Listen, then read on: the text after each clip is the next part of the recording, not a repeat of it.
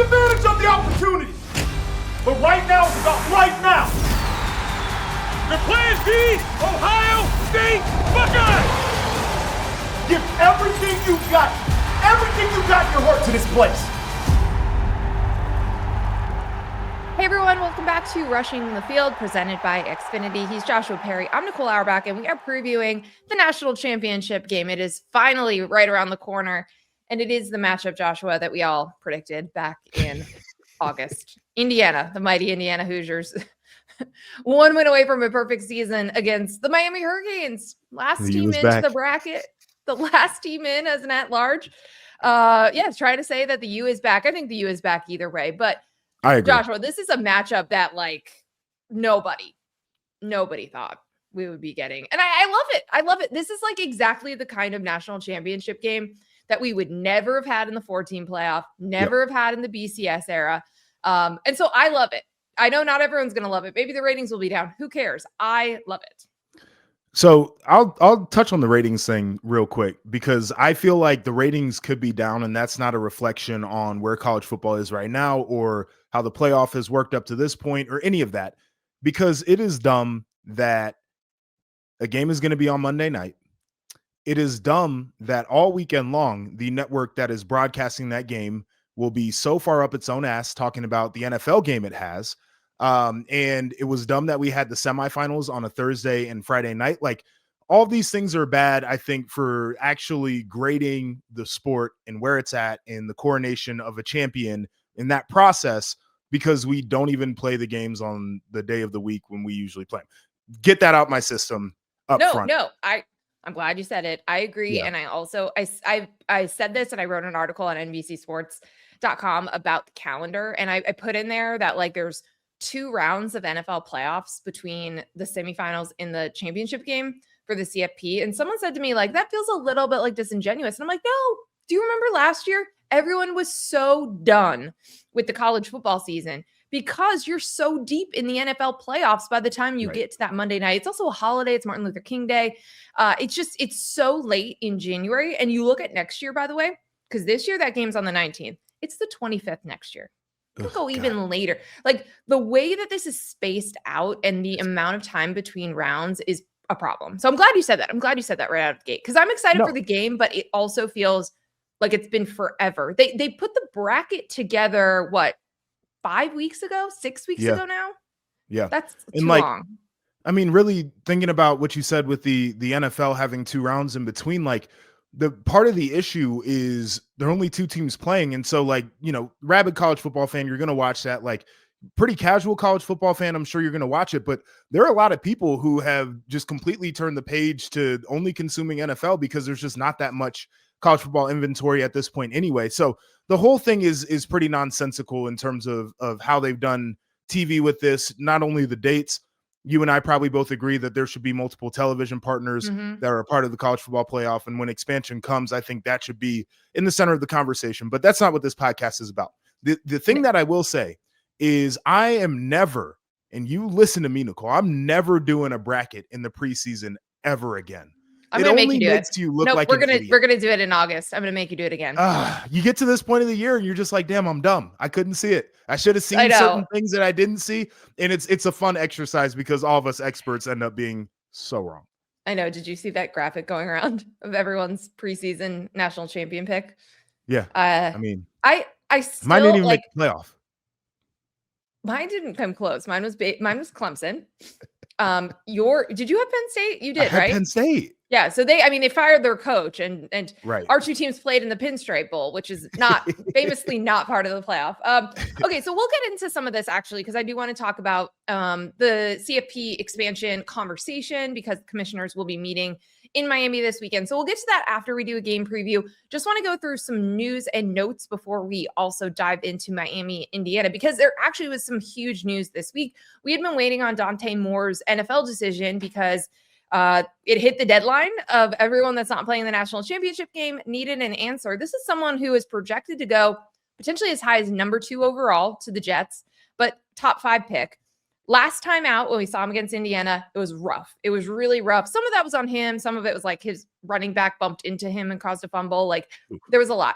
But we came out of that being okay, well, he's got stuff to work on for sure.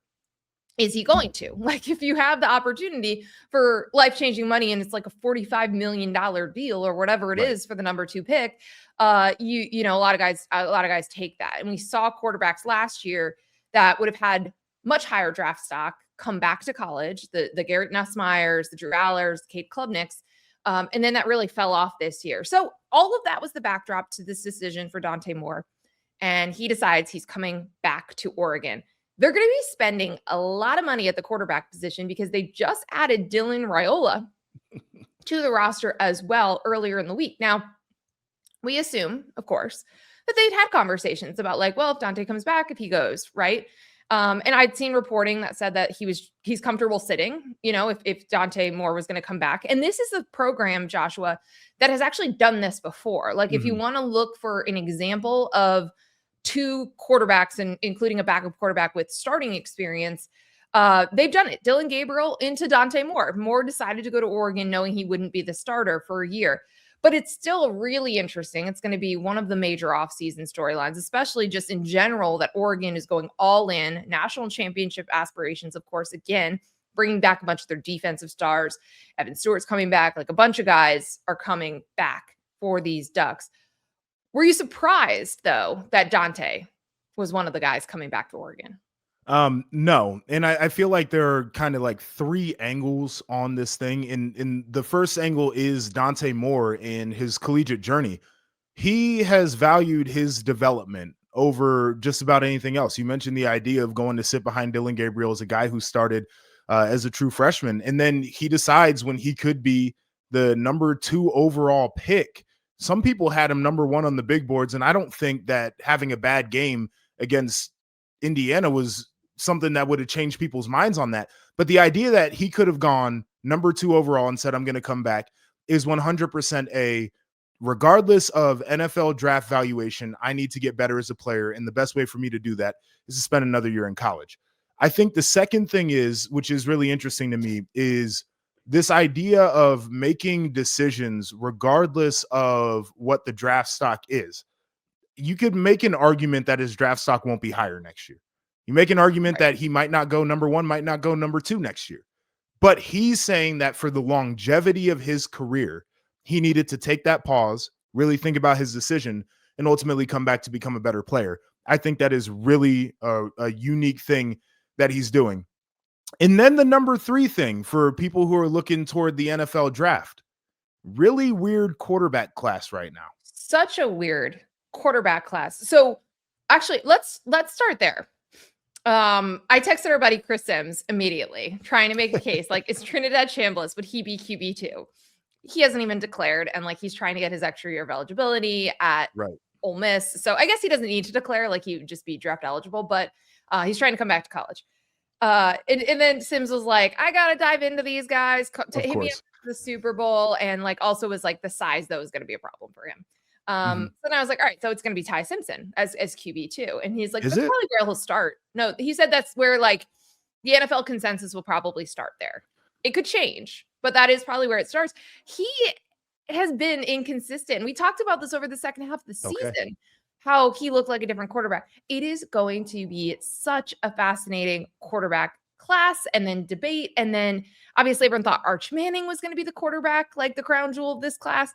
I am actually excited for the pre-draft conversations around the quarterback class. The Ty Simpson QB2 thing intrigues the hell out of me, because I think with Dante Moore coming back, the door opens because there's such a big gap between Fernando and the rest of the quarterbacks. Do people start to fall in love with Garrett Nussmeier once again? Yeah, they could. He was the belle of the ball, came back for another year. He was going to be the top guy. That's why I think it's such an interesting, I know this is not an NFL draft podcast, but I do think it's such an interesting thing, because all of the time between now and when the decision has to be made, we know how people tend to overthink and overanalyze these types of decisions. And I'm just not convinced that anybody can say who quarterback 2 is going to be. And I'm super intrigued by it. I know, especially once like we get to the combine where everyone like looks at them like and sees the size and the broad shoulders and like that they look like Garrett Nussmeier looks the part. Like, Yeah. Anyway, we'll get to that. We have plenty of time to talk draft, but big move for Oregon. Dan Lanning celebrated it on Twitter, of course, the big duck emoji after Dante decided to come back. So that is massive for Oregon for next season. And again, very interested to see how the Raiola piece comes into play here as the backup quarterback. One other interesting bit of news, which is kind of like non-news, is that Marcus Freeman tied again to some of these NFL openings and addressed it. He had a press conference for the first time in a few weeks. So he talked about the snub for the CFP. And then he was talking about the NFL interest. So I just wanted to read you a couple of interesting quotes, Joshua, and just get your thoughts. He said, I've said this before, individual success, NFL interest, those are all a reflection of team success and where this football program is. So he said he was flattered. Sometimes he picks people's brains about leadership and different things that they're looking for from this type of position. And then he was asked if he ever wants to be an NFL head coach, like if this is something that he eventually wants to do. And I thought the answer was really interesting. He said, quote, I mean, I've never done it. I don't know enough about it. And maybe sometime in the future, if it's the right time and it's what I think is right for me, then maybe I'll pursue it. I don't love wasting time thinking about things that aren't right in front of me. And so I don't know what I want. And however, any length of time, how much length of time, I don't know. But I know right now I was convicted and motivated to be the best head coach of the Notre Dame football program as I can be. Joshua, that sounds to me like someone who actually might not know if they want to go to the NFL someday. Yeah, I mean, it's a really interesting thing. Like you think about the career path of Marcus Freeman, obviously a fast riser, but was a fast riser in college football. It's a thing that's very familiar to him. So I could see where there's trepidation and maybe I don't know. I think the more some of these guys are in the sport, like guys just naturally are gravitated toward developing young people and doing that part.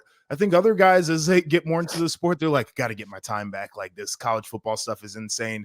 Don't know where the sport is going. Don't know the direction of things. And so they're intrigued by the NFL.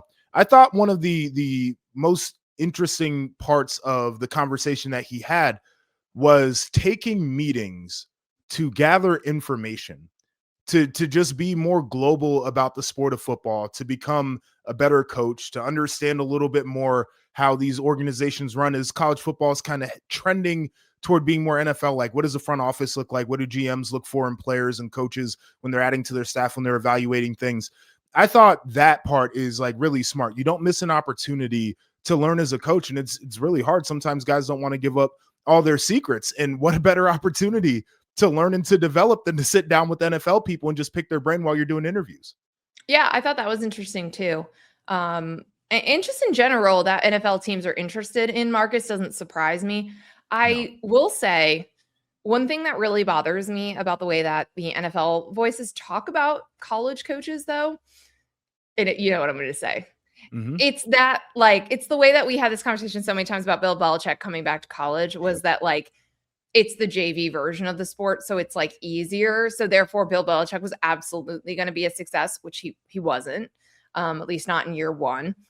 It's a different sport. It's not the JV version. And the way that some of the NFL voices talk about this stuff too, is that everyone, of course, would want to go to the NFL. Right. If they can. And if they get plucked from college to do it, of course, instead of being like, these are two different jobs. Some people are really well suited for college or value the things like you just talked about, the development and all the different pieces of this, and that are not what the NFL is. And so that also bothers me, like that they get surprised that someone like Marcus Freeman like removes himself from NFL conversations. We could do because everyone should want to move up.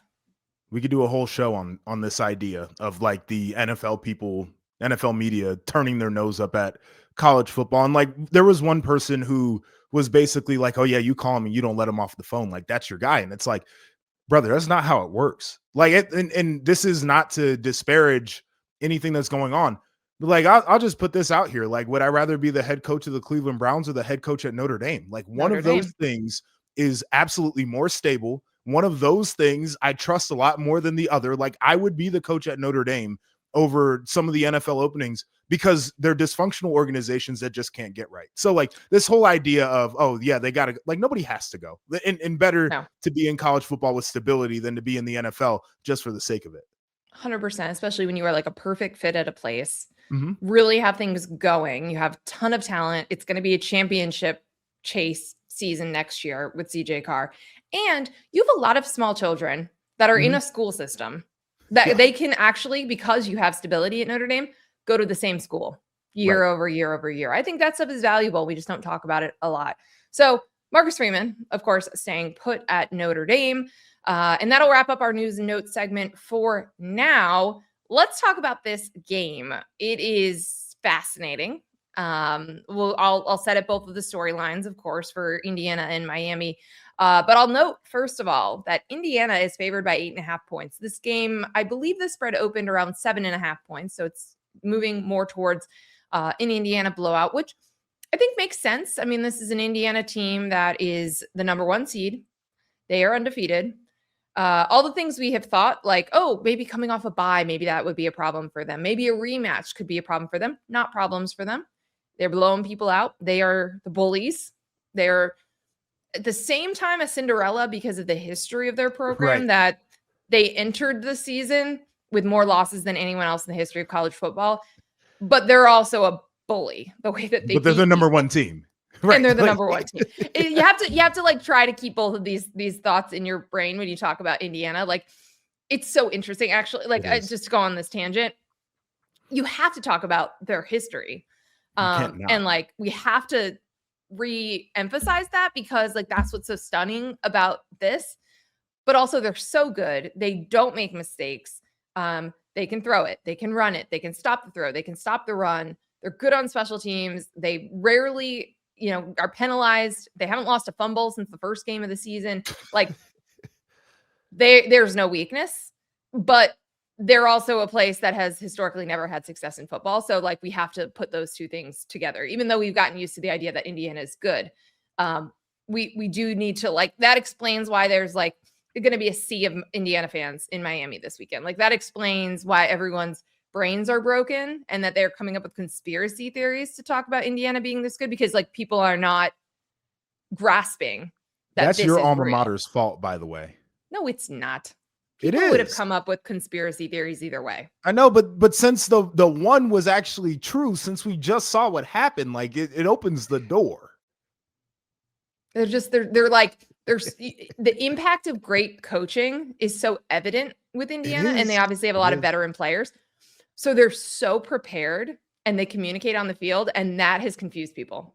Well, they're also aggressive all the time. I think that And matters, specifically on defense. Like, it bothers me when teams kind of back off on the aggression, and Indiana does not have that in their DNA. It's like always go, and their guys are always vertical, and that overwhelming amount of pressure throughout the course of a game just breaks teams. Like, it's a great formula. I credit Barry Odom for this every single time, because I stole it from him, because we had the bucket game and I talked to him that week, and he said, first of all, that he didn't think he'd ever seen a team that was as prepared and played as hard as Indiana. And then he said that they are aggressive, but always under control. And I feel like that is the perfect description of this Indiana team. And yeah, I mean, I think that goes to all the things we're talking about their aggression defensively. The pick six, obviously right out of the gate against Oregon, it is the prime example of that. They're such an intriguing team, and especially in that there's no obvious weakness to point to when you are talking about keys to a game. And I know we've said that before, but it bears repeating when it's a team like Kursignetti was very upset that they had some false starts in the Peach Bowl. It didn't matter that they were winning. The game was under control. He got mad when they had any penalties. Like, their standard is so high that they don't beat themselves. And that's like where I think we have to start for this game, because you're looking at a Miami team that obviously is immensely talented. And you look at these NFL mocks, and like, you're going to see Bain and Messidor and these guys all over them. But they had 10 penalties last time out. That kept Ole Miss in the game. They dropped 4 interceptions. That kept Ole Miss in the game. They cannot do that. Like, if you're looking for like keys to a game and weaknesses, the fact that Miami is capable of that and a sloppiness and not playing a clean game like that, that's where I immediately start for keys to this game. Yeah, I would tend to agree with that. And you mentioned, this idea of playing clean. Like, it's hard to keep a team focused, especially in a run like this. And the idea that Kurt Signetti has his guys completely dialed in and they don't have a game where they're sloppy. And like, I'm sure that Mario's gonna look at the 10 penalties and probably has harped on it in the lead up to the game. So I don't anticipate that's going to happen again. But the fact that you would have to reset and the other team doesn't have to do that because they're just so locked in, it's part of the DNA. It's a super intriguing thing to me. That would be one of the first keys. I think the other thing, just as an overarching theme to this game, and I'll get into it when we get to the Indiana has the ball portion of this. Efficiency to me, I think, is going to be the key. Like, that's the name of the game, because you're looking at a team in Miami that likes to slow it down, but you're also looking at a team in Indiana that likes to slow it down too, right? I think they're maybe 5 and 6 in America in time of possession. It's not that Indiana necessarily plays slow. They're efficient. They maximize drives. They find ways to get the football back. Miami's going to want to play this game slow. And so this idea of whoever has the ball being able to have clean drives that finish in points is going to be important, because I don't know how many drives there are going to be by the end of the game.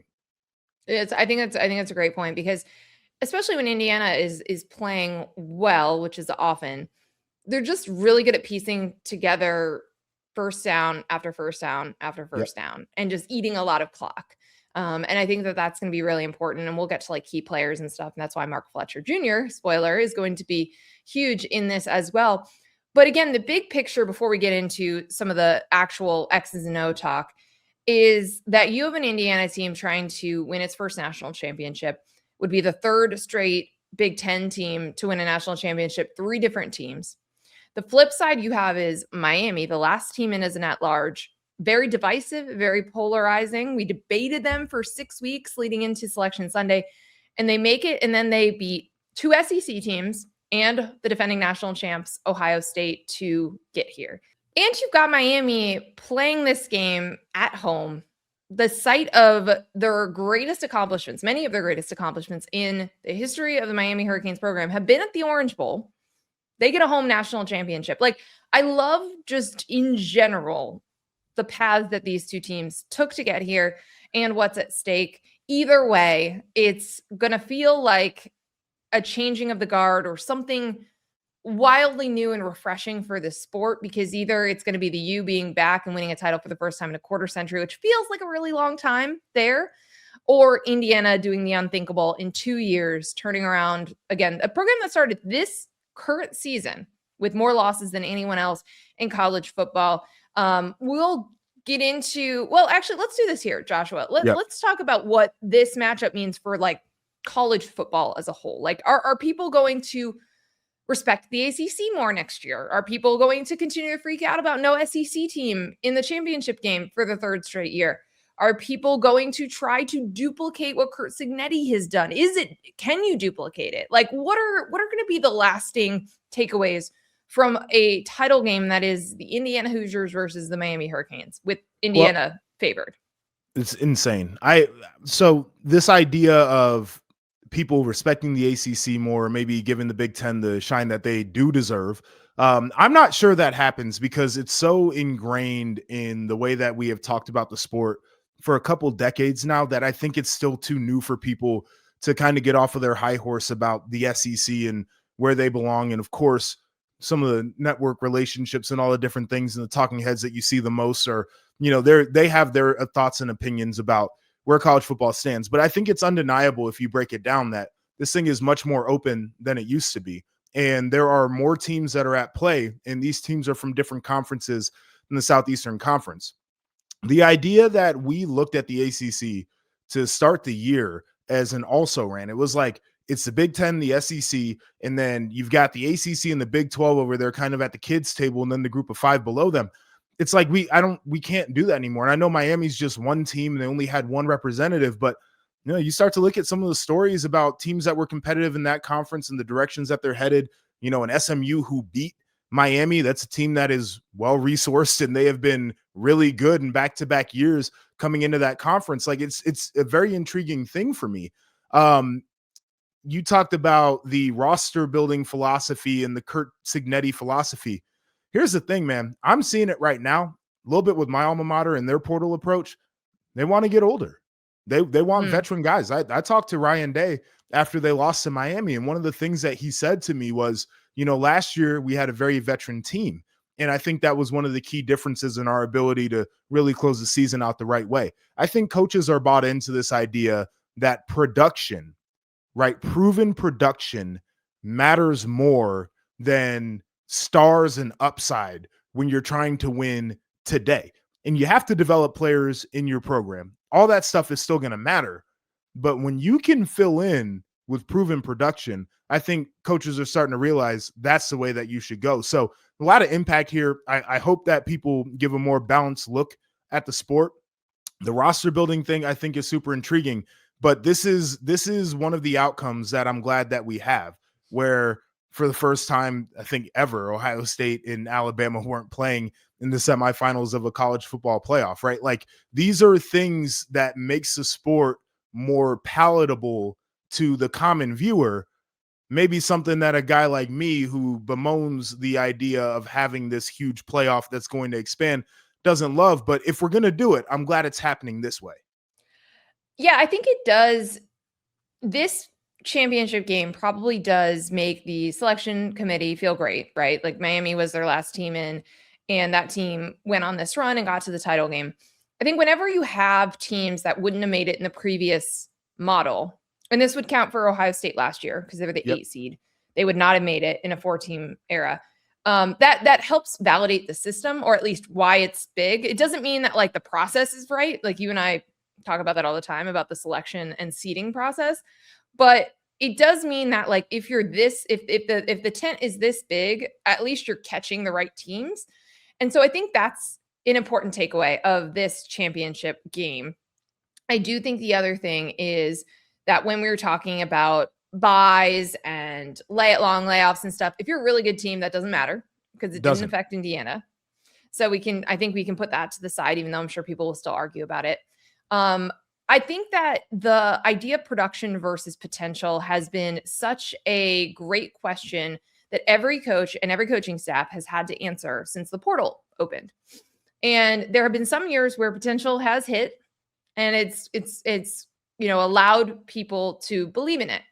I've had this conversation with Mike Norvell. Some of their early portal classes, even though if you think about some of their best players, they were production guys that were playing at lower levels.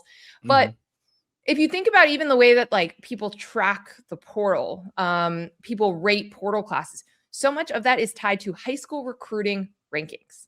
Yes. So I think that's part of it. Like, we don't know how to talk about guys that have had some college experience and how good they actually are, and like where they are evaluated, what's a big win, who actually has the best portal class, right? Like, that doesn't really exist in a reliable way, I guess I would say right now. So I think that's part of it too, for like fans and for people covering the sport. There's also so much change year over year. To your point about not wanting to do preseason bracket, preseason polls are less reliable than ever before because the rosters change so much. And I always put it as like, you have to look at each season at like totally independently of the one before and the one after. But that's another change that we need to do. That is something we could take away from Indiana. This year's team is so much better than last year's Indiana team. And to me, I've kind of workshopping this take. I am more impressed by Indiana going from year 1 to year 2 than I was of going from the history of Indiana to year 1. I agree with that. Because so much of it did have to do with the schedule. And I think, again, it was remarkable. It was a great story. But that was a team that could not hang when they played teams that had more talent and had NFL talent. And now they can crush those teams. That's astounding. And it's basically the same coaching staff. It's basically mostly the same core players, but you added the quarterback from Cal that barely made a bowl game last year, became a Heisman Trophy winner. And you added like Pat Coogan, you added you added the right pieces around it. Now you can crush these teams that have NFL dudes. So to me, I think that like other people will try the production route or not be scared to take guys from the group of 5 level and bring them up, because when you look at these core players like D'Angelo Pons and these guys, they're coming from JMU. Like they were recruited to JMU and they can be all-American level players in the Power 4.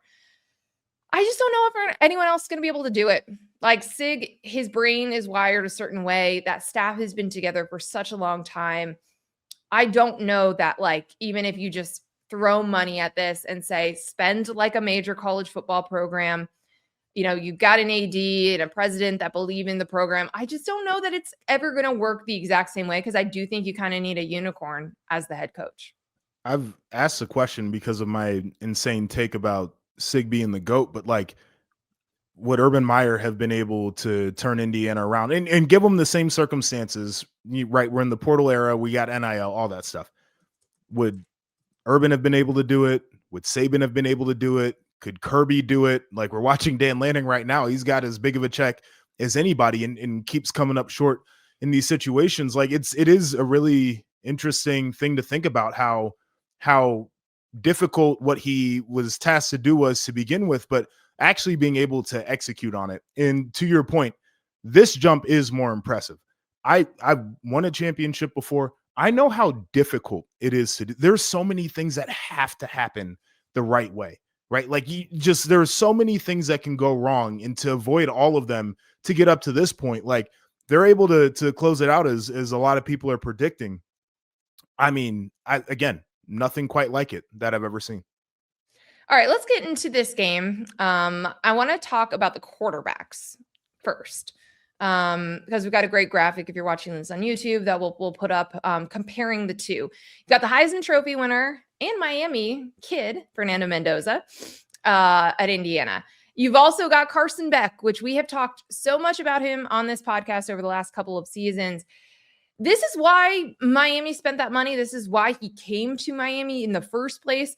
After a rough final season at Georgia, he hasn't really gone out there and won them a game in the CFP, although he did have that incredible final drive and he ran it in, right? But we haven't seen him do it through the air necessarily yet. Now he's capable of it, of course, but as you're looking at this graphic, like Fernando Mendoza, pass touchdowns to interception, 41-6. And we've also seen how he responds from those interceptions when he does throw them with game-winning drives. And, you know, he immediately learns from them, and it's never been the backbreaker in a game.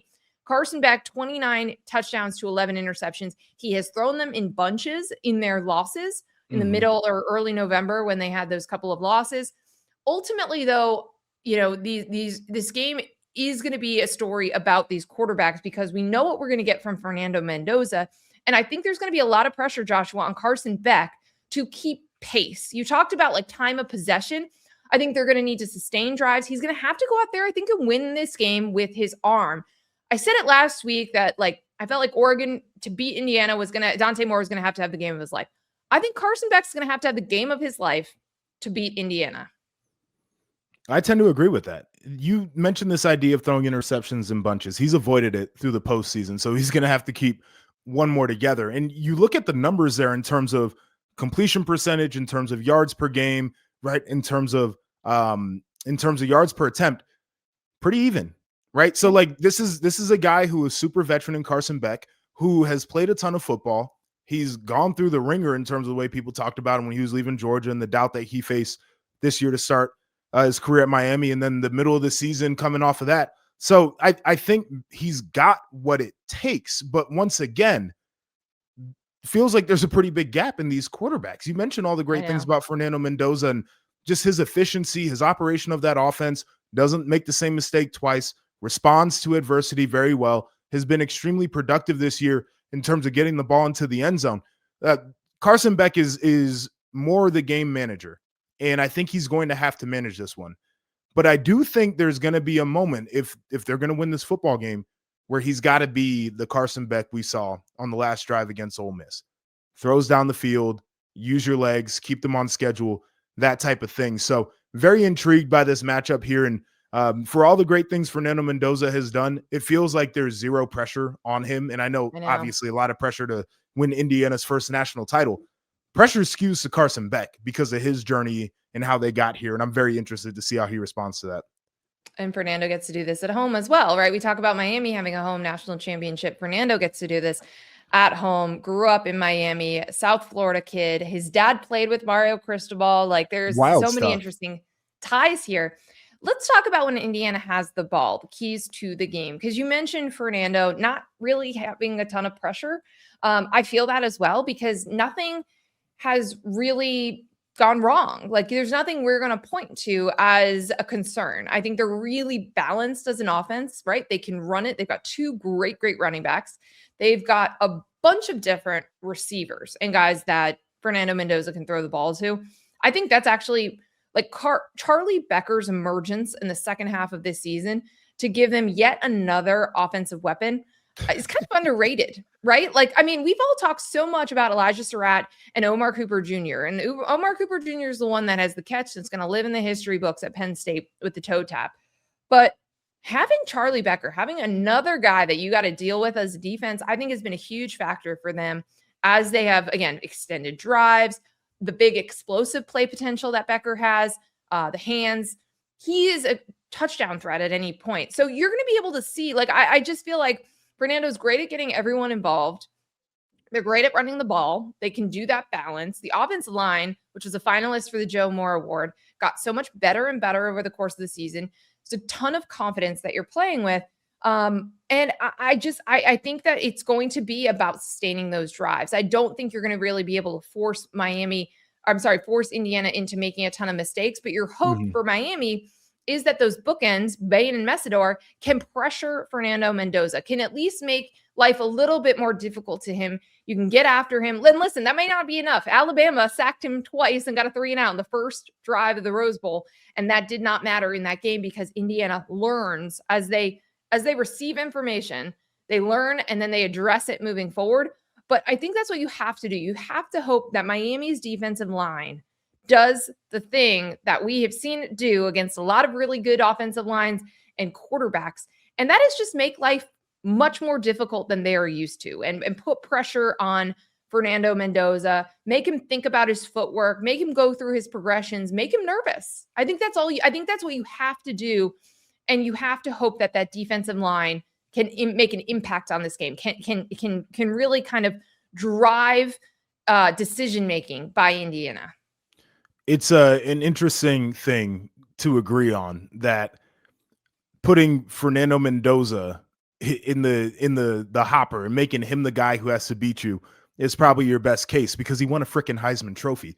But you mentioned it. This is a balanced Indiana offense. They want to run the ball. One of the best run the ball teams in the country. It's where they want to start the game.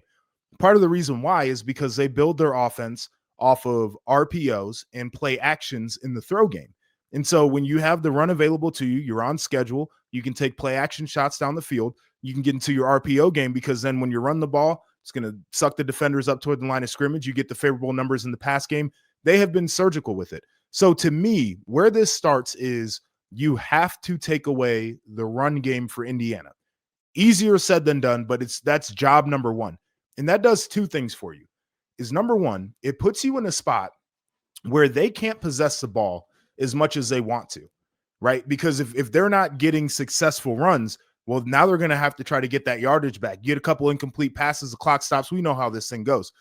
When I went through and looked at the numbers, the games where they struggled the most, the Iowa game was one where they struggled. They struggled when they played Penn State. It was a low offensive output when they played Ohio State. They were either neck and neck in time of possession or lost the time of possession in those games. I think that's a stat that matters for Indiana. And we know that Miami is a team that wants to possess the ball and suffocate the game. So they have to stop the run. The other thing stopping the run does is it gives you the opportunity to hit Fernando Mendoza when he's dropping back, right? Like it puts him in a more drop back pass game rather than some of their play actions and RPOs. And that's where you can allow Mesidor and Bain to come alive. You look at the numbers for Fernando Mendoza under pressure. What did we say? 73% passer. He is 51% when he's under pressure. It's a 50-50. He becomes a different guy. Their offense is not nearly as efficient when he's under pressure. So I think that has to be a part of it. The last thing I'll say about this idea of stopping the run, again, those games where they struggled, they were sitting at 118 rush yards, 108 rush yards, 111 rush yards. This is an offense that averages like 220 yards on the ground a game, right? They're a different team when they cannot run it. And I feel like that is what you have to do. Not going to guarantee a win because they've won all their games, but that's the best path to victory. It's so funny to say that you're going to make the Heisman Trophy winning quarterback throw to win the game. And that's why they've won the games, because they have that guy. I know, guy. because that's not even like a weakness. I know, it's not even a weakness. But that's what you want them to do. Listen, I'm the same way. And it's just, I always like after you talk yourself into that, because I agree. I think that is what you have to do. You just have to remind yourself that that is going to be very, very difficult because, again, it's not a true weakness. It's not. You just have to pick something to go after. And I think you're totally right in terms of just eating clock and sustaining drives that way and keeping the Miami defense on the field. And it's funny you mentioned time of possession because Miami dominated that in their semifinal game. And yet, like, again, with the 10 penalties, the 4 dropped interceptions, like there was still a shot for Ole Miss in that. So let's flip this. Let's talk about when Miami has the ball. Indiana's defense is starting to get the credit that it deserves, right? Like it really wasn't for a long time. I mean, I think internally, of course, like Indiana's paying Bryant Hayes $3 million a year to keep him because they understand how important that defense is. All 3 levels, ton of really good talent. They've weathered injuries at different positions, including Stephen Daly after the Big Ten championship game. D'Angelo Pons gets that pick 6 right out of the gate. You've got Aiden Fisher. You've got these guys that have been there for a long time. We talk about the veteran players. There's really smart defensive players. They do always know where to be in the right places. You don't see blown coverage. They're always in the backfield. Like you are going to see all of those things, I think, in this game. For Carson Beck, for Mark Fletcher Jr., they're going to need to run the ball. They're going to need to sustain those drives. Malachi Toney, we all have seen just how sensational he is, even though he is a true freshman receiver.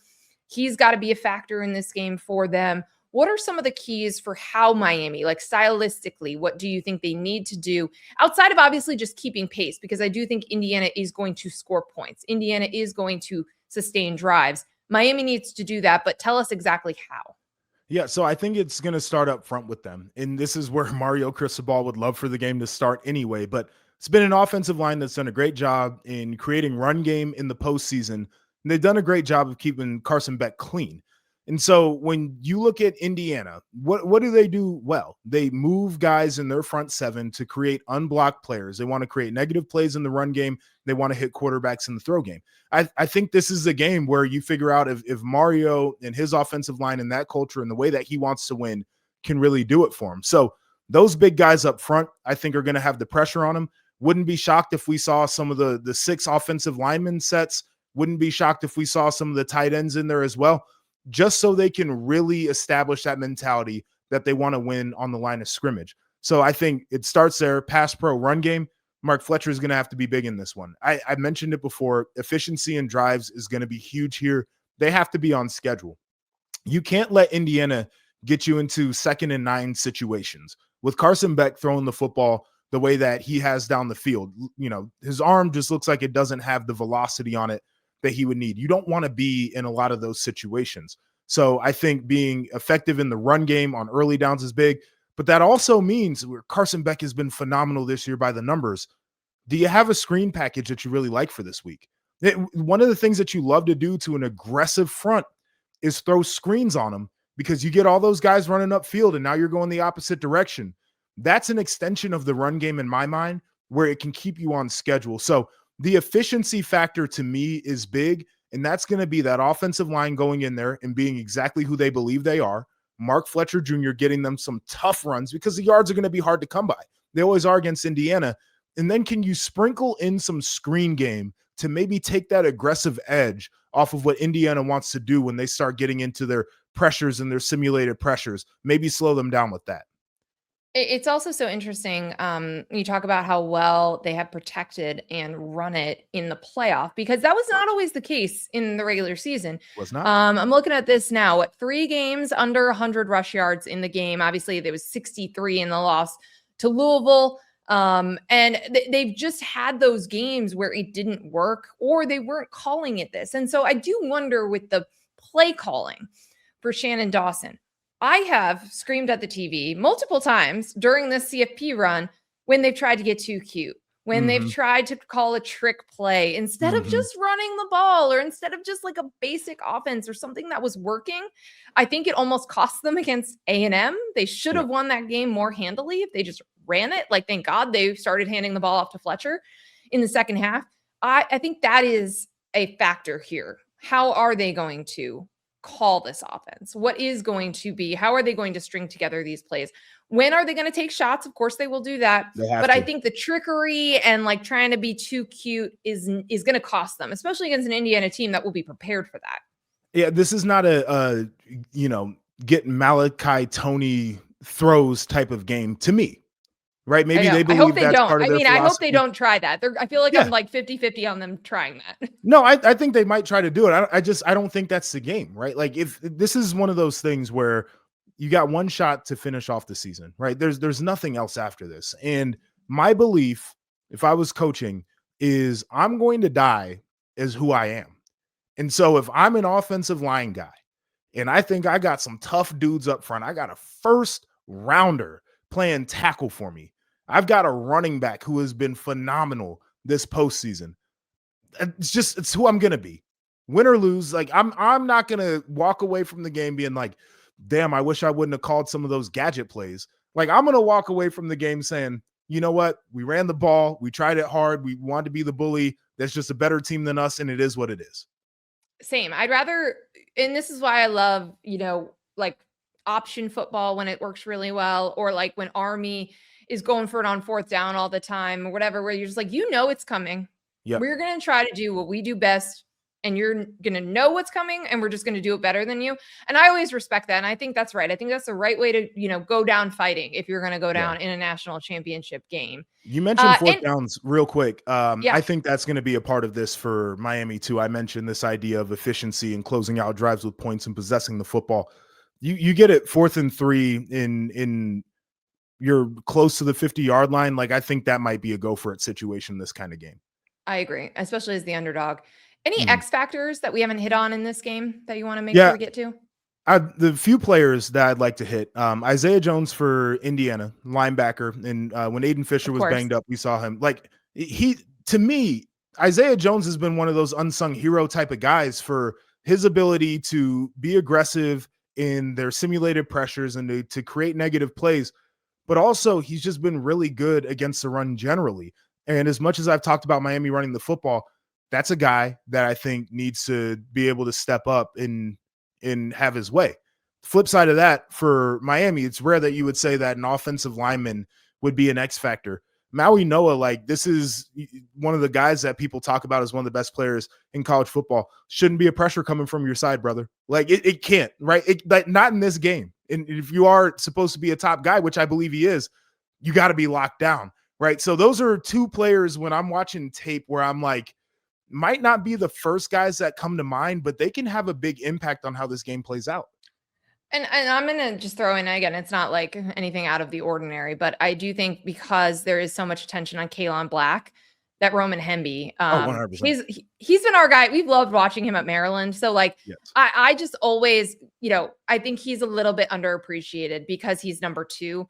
But he is capable of those, game breaking runs. He can get to the second level. He can do all of those things. So I think, again, if you're trying to make Indiana one dimensional and you're trying to make Fernando Mendoza throw it, you got to stop both running backs. Because I don't think it's not just going to be the run game. It's not just going to be one of them. You're going to have to deal with both of them and their skill sets. One more. Yeah. Riley Nowakowski, the tight end for Indiana. Great call. I think he's more than just when he's involved in the pass game, which we see. He dictates a lot of their run game. They like running behind that guy. He's physical. He wants to hurt people. And once again, you got to get the yards. I think I'm talking myself into this, and I could be dead wrong, but it just feels like yards are going to be at a premium in this game. And so when you've got a tight end where you feel like you can run behind him when it's 3rd and short, like, that's a guy who I think can dictate part of the game too. All right, so let's put ourselves on the spot here and make our official predictions. Would you like to go first? Yeah, I'll go first. Indiana is the better football team. They've been the better football team all season long. I don't think that they get here and then all of a sudden become something that they haven't been. This feels predestined to me. This feels like the Disney script writers wanted to put their best stuff out there. You've got Indiana winning a Heisman Trophy with Fernando Mendoza. Never seen it. They are 15-0, could be the first team to ever go 16-0. We've never seen that before. What Curt Cignetti has done to turn this thing around, we've never seen it before. And they've done it with consistent production, consistent discipline, consistent focus, game to game, play to play.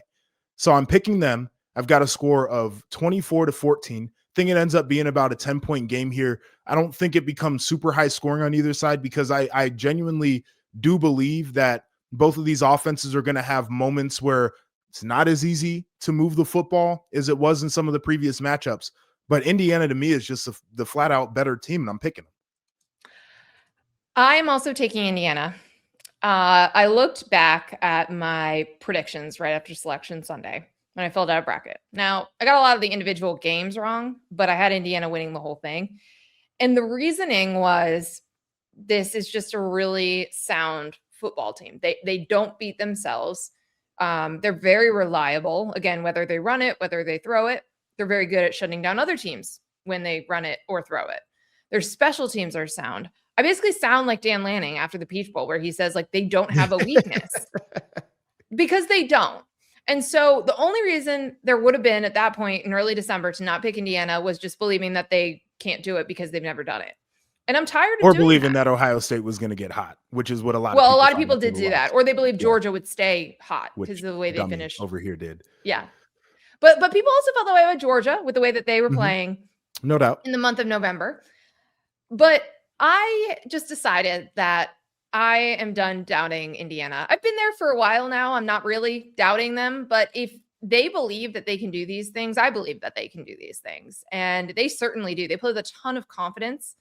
They knew what they had. I asked Curt Cignetti about that. Like, when did you think this particular group could be special? And it was during fall camp.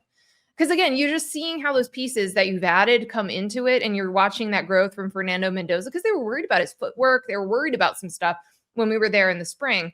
And that was all, it was all working. It was all going according to schedule and to plan. So I'm done doubting them. I don't think the moment's going to be too big. None of these previous moments have been too big. They've beaten Ohio State to be here. They've beaten Alabama to be here. They've beaten a really good Oregon team twice to be here. They've won in some of the most hostile environments in college football. I don't even think this is going to truly be a Miami home game with the amount of Indiana fans that took over Atlanta, that took over the Rose Bowl. But I think that this is arguably the best team in the history of college football. They'll be the first team to go 16-0. They are not the most talented team. People are going to have the debates, I guess, about LSU 2019. That team is so much more talented and has all of these NFL all-pro guys. Yeah. Sig and company have developed guys into NFL players at Indiana, but you're talking raw talent. Like that LSU offense was a cheat code. Yeah. But this is a team that plays football the way that every single football coach wants to see a team play football, right? It's very clean. It's very sound. They tackle well. They're in the right spots. They know they get better over the course of a game because they take in information, they learn, they adapt, and then they address it. So it's not the most talented team in the history of college football if they win this thing. But I think they might be the best team that has won it. And I think in this era, considering everything in the context of all of that, it'll be pretty remarkable. Better than that LSU team. I think like, you hear what I'm saying? Like not like the most talented team. I'm saying like the best, like actual team. Like what they do, how they come together. Yes. Yes. Not saying that they would beat 2019 LSU, but just from a full team perspective. I would actually love to see that game. I would too. But I think that LSU team was Death Star, but that's neither here nor there. Agreed. But yeah, like that's what I'm saying. I'm saying like the unit, like the sum being greater than the parts. For sure. And in an era where I don't know if we're going to see undefeated national champions because the system is set up to give the Ohio States and Georgias of the world mulligans. And still get into the playoff and then go on their runs. So I just don't think you're going to see this. I don't think this is common. And that's why I want to kind of put that out there because I want to have that conversation if they win on Monday night. Joshua, you and I will both be in Miami. We'll be covering this game live. We'll have live reaction pod that should be up like by the time you wake up on Tuesday morning. My prediction for this game is Indiana 37, Miami 17. Blowout city. Yeah. I can't help it after what I just saw at the Peach Bowl in Atlanta, and that they have not played with their food at all. I don't think they're going to do it here in Miami. Mario is going to show you in a video on Monday morning. He's clipping all of this shit right now. And you're going to be in a highlight video. You might be in the highlight too. You still picked Miami to lose. I did, but you got blowout city. I don't think it'll be like right out of the gate. I just think they can pull away and That's fair. It will be like the kind of game where you can comfortably start writing your story. Yeah. Which that's when a team has the game in hand. Listen, they just haven't played anyone close. They're just not messing around. They're not making mistakes. Not this postseason. It's been. Yeah, and I don't think they're going to. I think Miami is the team that has all the pressure. Miami is the team that has to play perfect football to have a shot. We were going to talk a little bit about CFP expansion. The commissioners are meeting on Sunday to talk about 16 team bracket. Like they have to decide by the end of this month if it's going to change for next year. Just quick thoughts. We don't need to have a full discussion. If anything happens, which I don't necessarily anticipate right now, we can talk about it next week. But basically, you still have this like 5+11 model, 5 AQs for conference champions, 11, so 4 extra spots. That's been supported by a majority of the conferences, but not the Big Ten. The Big Ten has floated an idea of 16 for a couple of years and then expand to 24 with or without AQs. It's a massive bracket. Obviously, we talk about conference championship games, the dates, the schedule. Just quick thoughts on where you hope this goes, or would you rather just stay at 12 for next year? Well, I'd rather stay at 12. I'm not sure that's going to happen. 16, let's just go all at large. And I know that if we do that, I would also like to eliminate the committee and go to some sort of computer model, because I think if we went all at large, it'd be a lot of skew toward the SEC, which we don't need anymore. And then my only other ask, to be quick here, is multiple television partners. Like it would just be, it would be much better if more TV networks had a stake in the college football postseason. I agree. Said this for years. I think that it would lead to better and longer coverage as you continue into the offseason. We see it in the NFL, the year-round coverage that every network, every outlet provides because everyone's got a stake and you're ramping up towards it. So I completely agree. And I just always think diversity in thought, like having more people with more takes is a good thing. We're seeing some sub-licensing. Obviously, TNT has gotten some games. But it'll be interesting to see kind of how all of that plays out as well. Again, they need to decide, and the Big Ten and the SEC both have to agree to decide to change this thing. So that deadline is fast approaching, and we'll see if anything comes out of this weekend. What is that, the 23rd? 23rd, yes. So basically right after the championship game. Yeah. And listen, there's a lot of commissioners in that room that don't want to make changes every single year. They don't want to be having this conversation over and over again. So if they're going to change it, they want to stick with it through the length of the new deal, which is 6 years, which is part of the reason I don't necessarily know if we're going to see a change, because if you only want to make one change, if you're going to do it, I don't know if you rush that right now. So we will see. We'll continue to cover that next week as well. And like I said, Joshua and I will be on the ground in Miami this weekend. We'll be at Media Day. We will be bouncing around, talking to people. And then we will come at you with a instant reaction podcast here for Rushing the Field, which we're really excited to do live from the field, from the hotel, from the media row, whatever we're going to be. We're still figuring out those logistics, but excited to be on the ground and to get to chronicle this amazing national championship game. It's one of a kind. Indiana, Miami. It's going to be awesome. So subscribe, rate, review, make sure you get that feed, that pod on your feed on late Monday night into Tuesday morning. For Joshua Perry, I'm Nicole Auerbach. This has been Rushing the Field presented by Xfinity. We appreciate you. We're excited to get to the finish line and cover the last game of the college football season. And then we'll talk about it after that. We'll see you then.